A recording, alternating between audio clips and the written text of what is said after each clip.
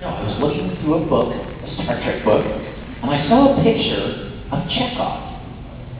And there was something, a little bright spot up here on the black collar. And I was like, and I went to a fabric store. I want you to imagine, little scrawny Vic, 12 years old. I go to a fabric store, like a Joanne Fabrics, and I show it to the lady, and you know what she says? Oh, that's an invisible zipper. Oh! What? And I thought, of course! They put a zipper in it. And if you look, here, stand up for me, babe. Turn around. See this t-shirt? This is a standard cut t-shirt. See the seams here, right? You look at the Star Trek uniforms, there's no seam here. Or here, they go like this. There's seams here, and they go like diagonally diagonally down underneath the arm. Well, I came to find out that that's a certain kind of pattern. What's it called? There's a name for that, actually. I can't remember. It's like, I can't remember. But anyway, it actually had a name. So I started making uniforms with one of those seams on the original series uniforms was an invisible zipper. And you know why they did that? Again, it's not like being all cool. They did it so that they could do their makeup and still get the uniform on after they did all the makeup. So when you unzip it, it's this huge opening. You put the tunic on and they just zip it up. Isn't that awesome? I know, nerd-tastic, right? So anyway, I've always loved the original series, and I kind of got out of it for a long time. Not out of it, just to kind of melded into the background as life took over. But then about maybe 5 years ago, maybe 6, the girl that runs the Risible Rangers, Mandy, called me one day and she said, "Hey, you're a big Star Trek fan, aren't you?" I'm like, "Duh." Yes. And she said, "There's this, I just saw online, there's this fan group, or some fan production, and they recreated some of the sets, and they make Star Trek episodes." And I mean, like the 12-year-old was revived in me. And I was like, oh my gosh. And I went and looked, and it was a fan group, and they weren't actors.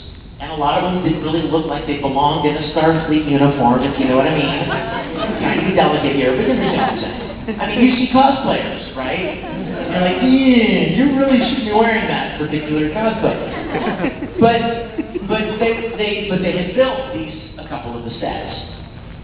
And I was like, oh my gosh. So I contacted them. And I said, hey, you guys don't know me. My name is Vic Mignogna. I'm a voice actor. And here's a link to my IMDb page. And I'm a huge Star Trek fan. And they called me back. And they said, we would love for you to come up and be a part of what we're doing. So I went up there and walked on to the bridge of the Enterprise. It was the first time. Now, I want you to imagine, I don't even know how to equate this to you. Imagine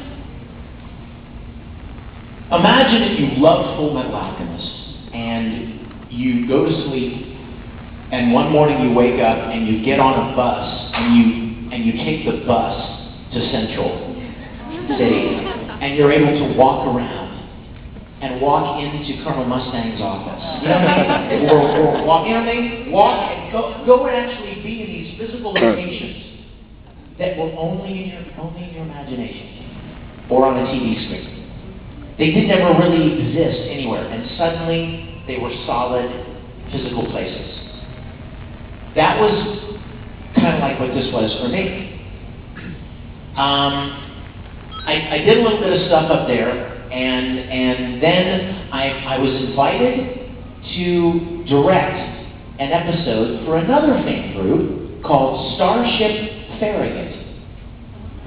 Now, if any of you are Star Trek nerds, and I'm hoping some of you are, you know that the Enterprise was only one of 12 starships in the fleet.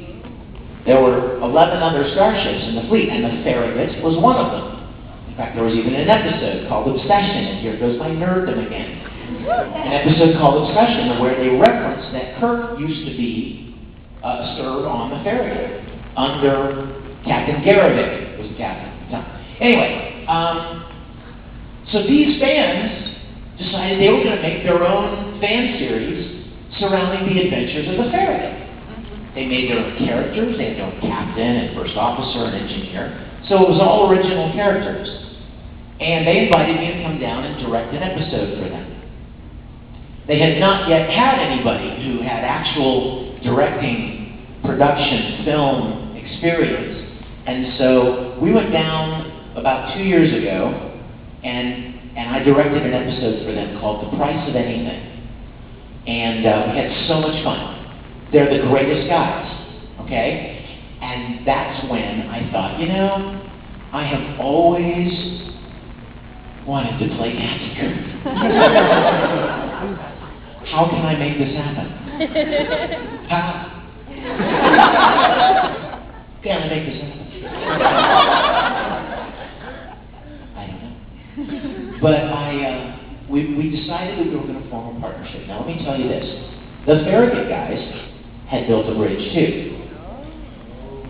And in my opinion, it was even better than the other one. And I'll tell you why. First of all, the other one was a complete 360 closed-in bridge. Now that's cool if you're a museum exhibit. But if you're trying to shoot a television production, there's nowhere to go. It was closed in. You can't, like, for instance, if I want to take a shot of this girl, and then I want the camera to go like this, and back away, you can't. There's the back of the bridge right here. Everything was too tight. Now in the original series, the bridge was on like pie wedges.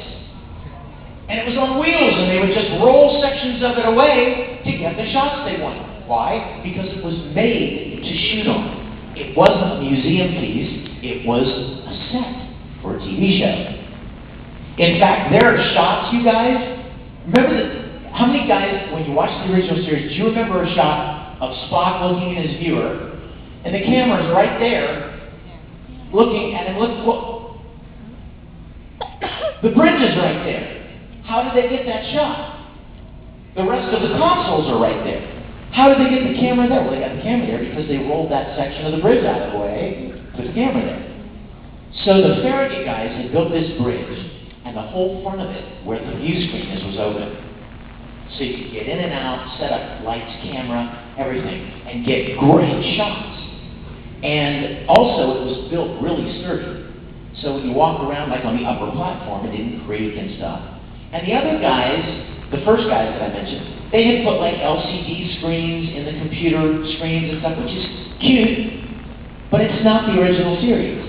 The original series had those certain graphic displays on computers, and they blinked in a particular succession. And we all know they had like Christmas lights and stuff back there that were blinking. Want to hear another fun fact about the original series? Yes. Back in the late 60s when they shot it, it took like hundreds of watts to light the bridge. So you know what they would do? They would rehearse the shot with none of the lights on. Imagine Captain Kirk, Spock, Uhura, Chekhov, all sitting there rehearsing a scene with none of the lights on, probably under work lights. None of the computers are flashing, nothing. And once they're ready to shoot it, they turn everything on and shoot it, and then turn everything off really quick. Because it would melt, literally melt the set. And the lights that were in the background, behind the graphic displays, the lights would melt the plastic graphics. Because they didn't have like LED technology and stuff like that at the time.